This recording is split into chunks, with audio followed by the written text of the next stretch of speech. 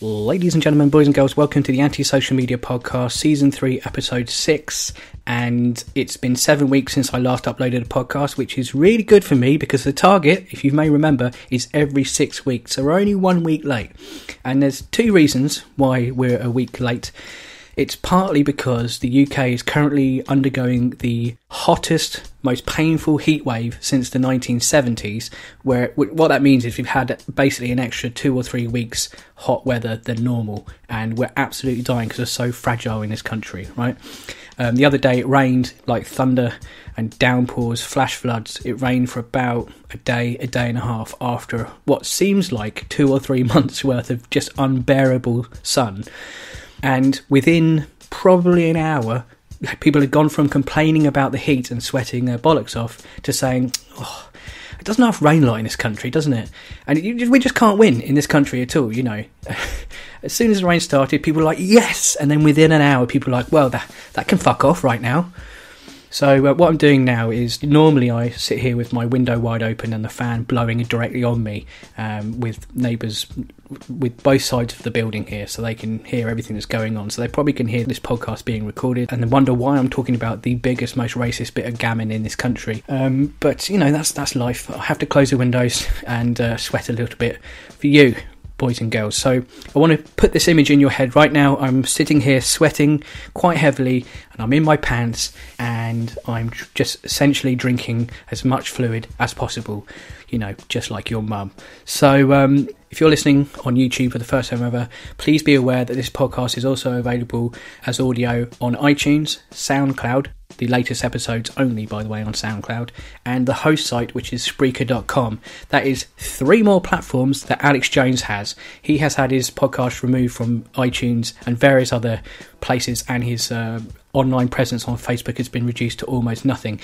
A mere 6 years after he made allegations about the Sandy Hook victims and called it a hoax, and then his fans went on to harass the victims of a fucking child massacre. 6 years down the line, various companies are cracking down on him. And now let's watch with bated breath as YouTube, where he earns most of his money, does absolutely fuck all to catch up with the others, along with Twitter, who basically coddles the Nazis and the white supremacists and the racists and whatnot, and of course the conspiracy theorists like Paul Joseph Watson and Alex Jones. I mean, I just wanted to cheer you up on this sunny day. You know, there's good news, but also there's reality, isn't there? They can take away some of his income and some of his platforms, but at the end of the day, he's still going to make a shitload of money and play the victim. So that's that. Yeah, so admittedly I did go off on a bit of a tangent there, but that's only because it's breaking news over the last couple of hours that Alex Jones is being cucked by himself, essentially. But my point was that the podcast is available on 4 platforms: YouTube, Spreaker.com, the host site, iTunes, and the latest episodes only on SoundCloud. So do download, subscribe, and all of that crap that normal people say. Now, before the podcast starts properly in about 30 to 60 seconds, I'm just going to quickly let you know, just in case you didn't realise, that I have a video series that's just started on YouTube, on my Anti-Social Media YouTube channel, about how the right-wingers and the far-right do not understand comedy. The first video features Owen Benjamin, who you may remember from a few podcasts ago. He has released a video with PragerU, the fake university, the propaganda machine, and he says that comedy is dying, and of course, once again, it's the left's fault and all that kind of stuff, and he's consistently unfunny during that video, so I debunk it, and we have a lot of fun. And part 2, which is Paul Joseph Watson Doesn't Understand Comedy, a debunking of a video he made, where he, spoiler alert, blames the left. I know, who would have thunk it? He blames the left for comedy dying, just like Owen Benjamin, but this time I can go in even more in-depth analysis and really destroy everything he's saying. It's quite fun and cathartic, and I hope you join me for that. Now, this podcast obviously focuses on the news related to social media activity and the absolute arseholes that use it and taking the piss out of them. And of course, we're going to be talking about Tommy Robinson, who recently got released from prison. That's the other reason why the podcast is about a week or 2 later than planned, because all of this started happening. I thought I'll just wait a bit and see where this is going. And lo and behold, it's very depressing news, but there are some good jokes to be made about the whole situation. Now, this podcast is titled Tommy Robinson, Preacher of Hate. I quite like that title because basically Tommy Robinson claims that all of the goddamn Muslims are the preachers of hate, when really it's projection, isn't it? Tiny Tommy Robinson, the miniature gammon that gets the bigger pieces of gammon very, very angry. Basically, anyone in Tommy Robinson's situation over the many, many years, couple of decades now at the very least, in the UK, certainly, but possibly across the world, say the following thing. Prisons nowadays are like holiday camps, aren't they? Prisons are like holiday... People actually say prisons are like holiday camps based on the fact that you may get to play PlayStation in your cell, or, you know, have more than an hour's exercise a day, or... I don't know, maybe have a full meal rather than slop, that kind of stuff. I don't particularly agree with people playing PlayStation in their cells. I think they should just have books and stare at the wall like Wilson Fisk in Daredevil. But, you know, they're not quite like holiday camps, are they? It's not like you've gone to Butlins and everywhere around Butlins, which is a holiday camp in Britain, has got bars on each windows and a warden outside each block screaming at you to get up at 8 o'clock in the morning. That doesn't happen, right? They say jails are like holiday camps. Everyone plays beach volleyball in prison now, don't they? Everyone has a go on the water slides. Everyone eats ice cream. There's Heineken on tap 24/7. The prison guards, they're just holograms nowadays, or maybe even scarecrows, except of course where Tommy Robinson was imprisoned, because he's been forced to convert to Islam and pray for the downfall of the West. #FreeTommy. Now that's obviously a lie, but that's kind of the direction that all of his fans were going online after he was jailed. To say that his fans are misinformed and Tommy himself talks shit about what he got up to inside is an understatement. When he was released, Tommy Robinson did a big media tour and talked to pretty much everybody who is an arse, including Tucker Carlson from Fox News. Yes, that cunt.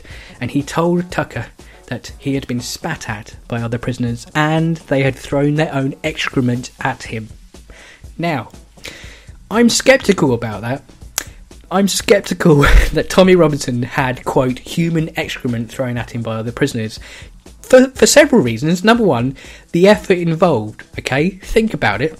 You're like, right, what do? Do I wait for Tommy to come down the corridor and then quickly pull down my trousers and pants and then shit directly into my hand, which is difficult to do on cue? I mean, if you're on a toilet, you're more relaxed, aren't you? You're just sort of reading a book, you get to the first paragraph, a couple of words in, plop, plop, plop, splash, splash, splash, flush, flush, flush, off you go. I mean, do wipe your ass after all of that, well, in between there otherwise, and wash your hands as well. Okay, I haven't thought that through, but you know what I'm saying, don't you?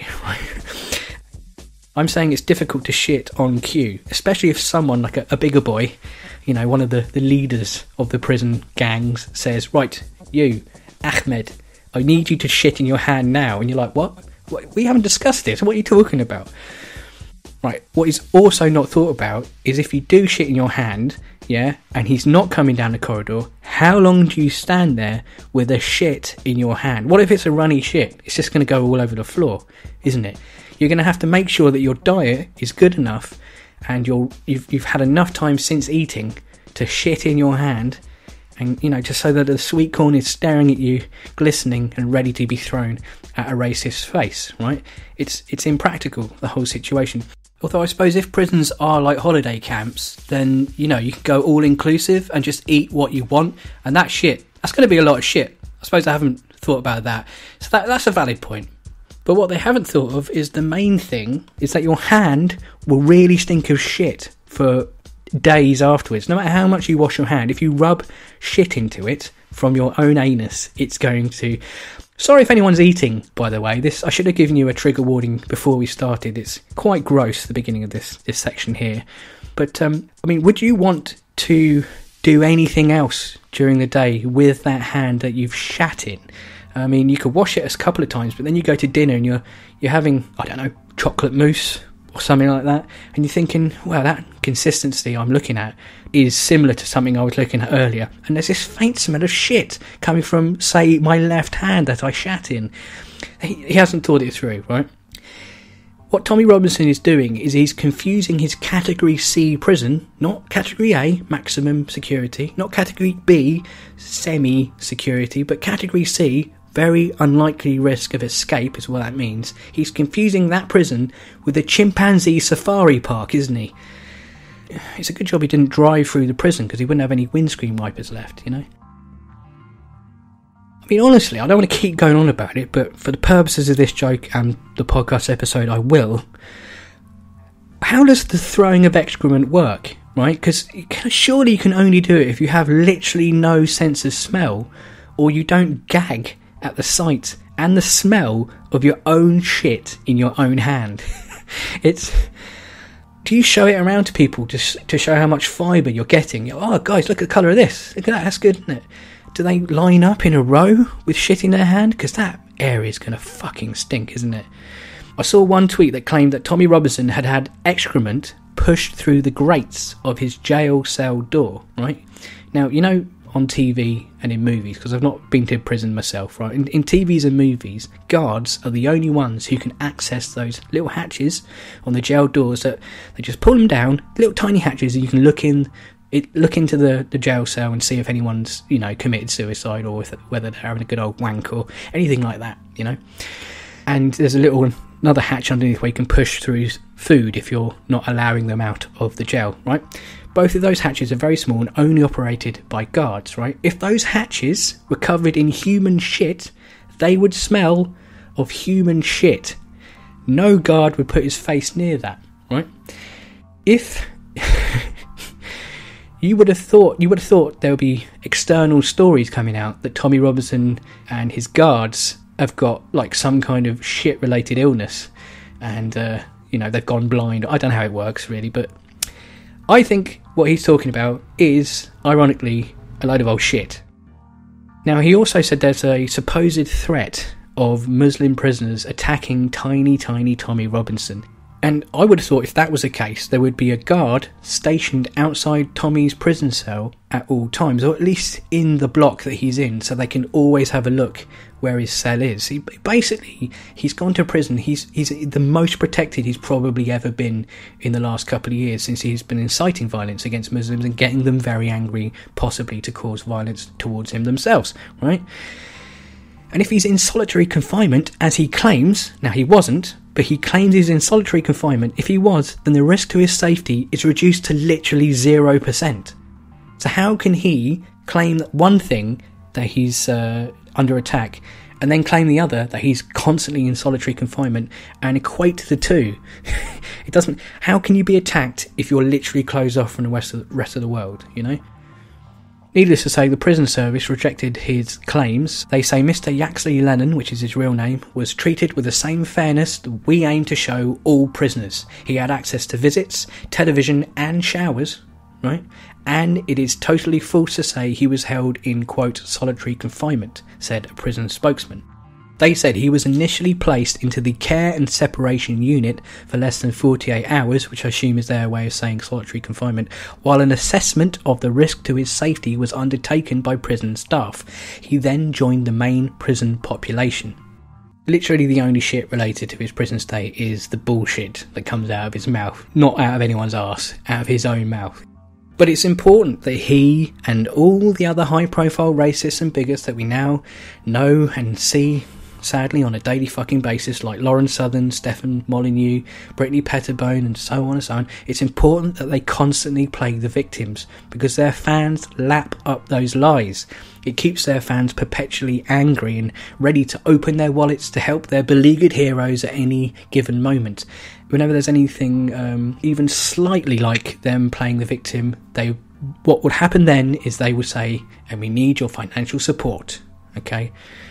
The next quote, direct quote from Tommy Robinson, is a perfect example of what I'm just talking about.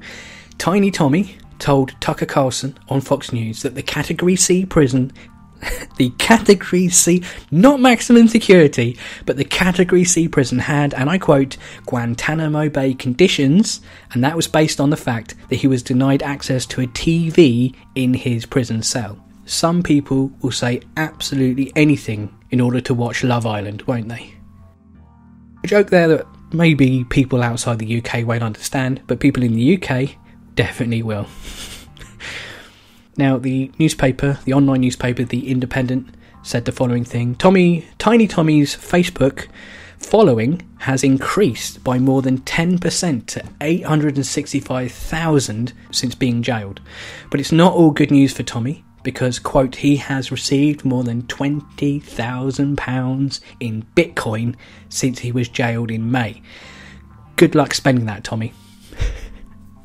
He has actually just flown away on holiday to, I believe, Tenerife. It's alleged that it's been fully funded by his supporters. So he's already coining it in. So he's drinking margaritas by the pool in Club Tropicana, where drinks are quite expensive nowadays, thanks to the weakened economy, and he can afford every single one of them. More examples of blatant lies by Tommy or his supporters to stoke up fear amongst his fans and to once again play the victim came when it was claimed by Alex Jones, Paul Joseph Watson, and a guy that you may have heard of called Kaylin Robertson, who is allegedly the manager of Tommy Robinson and a person connected to Lauren Southern. He went to Australia and New Zealand with her and Stefan Molyneux recently. All those people said that Tommy was being moved to Hull prison a couple of months ago, which had a, quote, 71% Muslim population. 71%. When in actual fact, it had a 7.4% Muslim population. So let's go through that again, shall we? 71% lie compared to the truth, 7.4. It's a bit of a markup there, isn't it, by the bigots? A little bit. I mean, to put that in perspective, right, the Muslim population in England alone in 2016, the last time there was a census, was 5%. So the Muslim population in Hull prison is a fraction more than the population in the entirety of England, right? Where do these bigots magic these numbers up from? I mean, I just out of curiosity and for comparison purposes, I googled the Muslim population of Qatar, which is a Muslim country, and according to the CIA World Fact Book, as of 2010, an estimated 67.7% of the population in Qatar is Muslim, whilst 13.8% is Christian, another 13.8% is Hindu, and 3.1% is Buddhist. So not even a Muslim country has numbers as high as 71% Muslims. How do they think they can get away with those stats, you know? How do the bigots think they can get away with those stats? But Tommy Robinson fans have never been huge fans of facts or research, even though my research took less than 5 seconds to do. I literally googled the words Hull prison and Muslim population, and there were the results.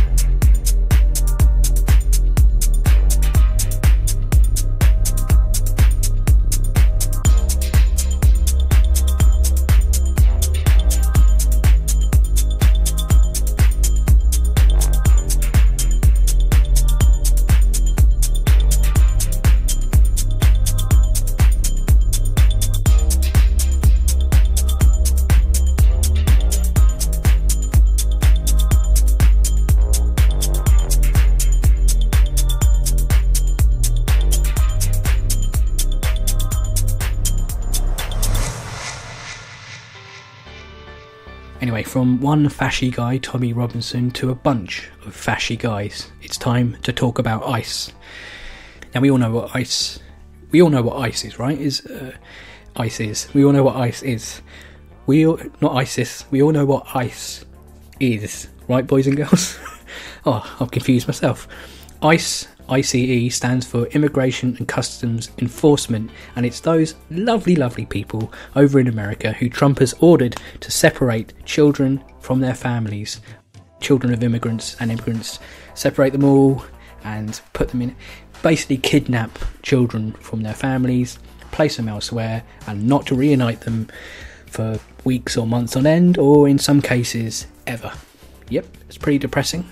Now, don't get me wrong, children are the most annoying things in the world. I think most of us would agree with that. But separating them from their families and putting them into cages in concentration camps, pretty much, then laughing at their pain, which was a thing that... There was actually audio of some of the guards laughing at these kids crying. All of that is a tad harsh, I think. Yeah, I know, someone had to say it. But I think they may be overstepping the mark slightly. I know. Someone had to say it. Now there's a lovely headline, I'll read it out verbatim. It says, cops say they want ICE employees to go home to their families after protesters blockade a prison in Portland, Oregon. They want ICE employees to go back to their families. Wow. Irony is a dish best served cold, or in this case, best served as cold as ice. That's pretty much the extent of jokes you can make about ICE at the moment, because it's so depressing. You know, the tables had turned on them in that last story, but it's not exactly a lol fest, is it? Now let's turn our attention to Trump's visit to the UK. I'd just like to say that there are several, what I think are very, very good jokes coming up in the next video I'm going to put on YouTube, which is, as I mentioned earlier, Paul Joseph Watson doesn't understand comedy, and there is a large section about how they don't understand that the Trump baby balloon is some of the greatest satire I think I've ever seen. You know, it's so accurate, it's funny, and it really triggered, to use their word, triggered the conservatives and the bigots and all the supporters of Trump. The MAGA people lost their shit, didn't they? And there's a lovely counter protest which probably will never happen, and the grift is strong on this one because £58,000 has been raised almost at the same time as the Trump balloon was announced. They announced that they're going to fly a balloon of Sadiq Khan, the Muslim London mayor, across the skyline a mere 2 months after Trump had visited the UK. September the 1st is where it's scheduled. Originally the Sadiq Khan balloon was Sadiq Khan as a baby, because they can't think of their own jokes, and recently it was changed to Sadiq Khan in a yellow bikini. Now, I challenge anybody who's listening now to tell me why. I don't get the joke, okay? If you're hating on Sadiq Khan because he's a lefty and a Muslim, which is, I'm gonna have a guess that that's why they hate him, right? Possibly as well that it's because he's brown as well. That might just be a factor. It's hard to prove, okay? But when Paul Joseph Watson hates him as much as he does, it's usually an indicator it's for bigoted reasons, right? If you had any semblance of a sense of humour, surely you dress him up as some kind of suicide bomber, or, you know, remember that image, I'm gonna say from Charlie Hebdo, the magazine in France, but I might be wrong, where they had the image of Muhammad and his turban, because Muslims, you know, are famous for wearing turbans, aren't they?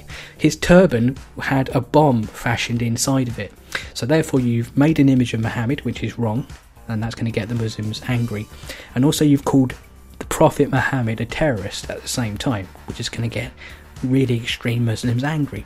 They could have done something like that, didn't they? I mean, obviously there is a risk that there'll be a fatwa put against them, but if they had a sense of humour and they really wanted to be offensive, they could have combined. It's not an original idea, but that's not anything they're concerned with. Original ideas, they were going to go for a Sadiq Khan baby balloon anyway, and now it's a Sadiq Khan in a yellow bikini, something that Sadiq Khan will have to sign off as something that is okay to fly above the London in the London skyline, right? So it's limited chance of that happening.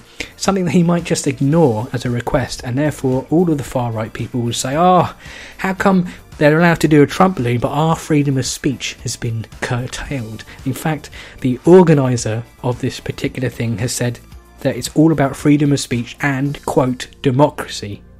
To fly an image of Sadiq Khan, I think it's also supposed to trigger the libs as well, but it doesn't make any sense. Can someone please, this is what I was going to say earlier, someone please describe to me, explain to me why putting him in a bikini is supposed to be funny. It's supposed to, they don't understand how satire works, and I'm going to explain this further in the next video I make about Paul Joseph Watson, and the reaction to the Trump balloon is just so perfect. Piers Morgan lost his shit, as his wont, you know, as is likely to happen with him. Anyway, Trump did come to the UK, and I'm just going to give you, Americans listening, I'm going to give you a guide to Trump's visit to the UK, because, you know, some of you, you know, your geography and knowledge of the UK isn't vast. It's not a complaint, just saying, you know, I'm just going to educate you a little bit. A guide for Americans regarding Trump's visit to the UK. Number 1, he was shielded from protest because of his fragile ego. Hence the baby balloon holding the mobile phone, because he's always on Twitter complaining and crying. That's the joke. He didn't meet Prince Philip, the Queen's husband, who is a very old, openly racist national embarrassment, because it would be like looking into a mirror. Number 3, Piers Morgan cried like a man baby over the Trump balloon. It was hilarious. Number 4, Trump announced that he is the only person that, quote, respects Boris Johnson. Number 5, he did that announcement whilst pointing directly at Theresa May's husband, who is not Boris Johnson. Number 6, Trump criticised immigrants for being able to speak better English than him. And finally, the Queen asked Melania to name a corgi dog that she owns. And she suggested, please help me, please, please, for the love of God. Right, that's almost the end of the podcast, but before we go, breaking news. During the editing process of this podcast, I'm halfway through editing it now, breaking news. Paul Joseph Watson himself has announced that the Alex Jones channel has been permanently removed from YouTube, which is amazing news, and I clearly was 100% wrong earlier, and I've never been happier in my life to be so very, very wrong. I am so happy right now. Next up, the InfoWars channel. Come on, YouTube, let's get the full fucking lot gone.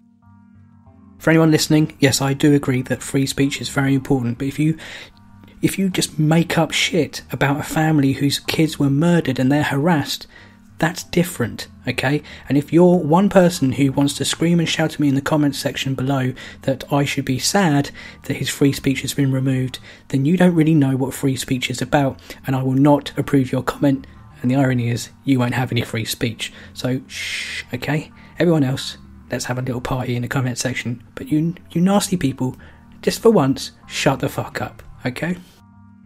Well, that's episode 6 of series 3 done. I'll see you again in about 6 weeks' time. Let me finish by saying thank you very much for listening, of course. Remember, this podcast is available on YouTube, Spreaker.com, the host site, iTunes, and the latest episodes only on SoundCloud. So if you prefer one of those options, go for that. And remember to subscribe that particular way, like the video, talk about it online, share it, and so on and so on. And if you decide that this is worth actual money, and by that I mean $1 of your actual hard-earned money, or more, it's up to you. I don't need it. It's just a nice way of saying thanks for the effort, thanks for the laughs. If you want to give me some cash, then there is 2 options. You can donate to my Patreon, which at the moment is a monthly thing. Monthly payment of $1 or more comes out of your account, which will be changing in the new year. From January onwards, I'll be charging once every 6 weeks, which means that you essentially pay less, because I'm going to lessen my activity on YouTube a little bit and only upload one big video every 6 weeks, because I've just about had enough with them, and also had enough with the fact that quote-unquote SJW channels like my own don't really have a big audience, and it's like bashing your head against a brick wall. So I'm going to lessen the amount I put on YouTube, but they're going to be bigger projects and they're going to have more impact, and also it gives me time to go away and finally put some production values into the videos using proper recording and editing programs like Adobe Premiere Pro, where at the moment I just use Windows Movie Maker and hope for the best, basically. So the only way, in my experience, that SJW channels get an audience is if they have some kind of slick production behind them, or you're Sean from Sean and Jen and you're just very knowledgeable. I've got a bit of that, a bit of entertainment in my canon, but there's no production values whatsoever. So I'm going to go away and learn all that, and then only charge people once every 6 weeks for one big video, and of course release free of charge podcasts every 4, 5, 6 weeks as well. So you can donate by Patreon that way, but be aware that it will change in the future, or you can give me a one-off payment, which is what I prefer. If you want to give me a payment of $1, $2, $5, whatever on PayPal, the links will be below in the information box, or at the end of the screen there'll be a button that pops up that says Patreon, but it includes my PayPal as well. So if you want, don't have to, but if you want to, you can say thank you that way. That's all the admin over. Thank you very much for listening, and until next time, laters, betas.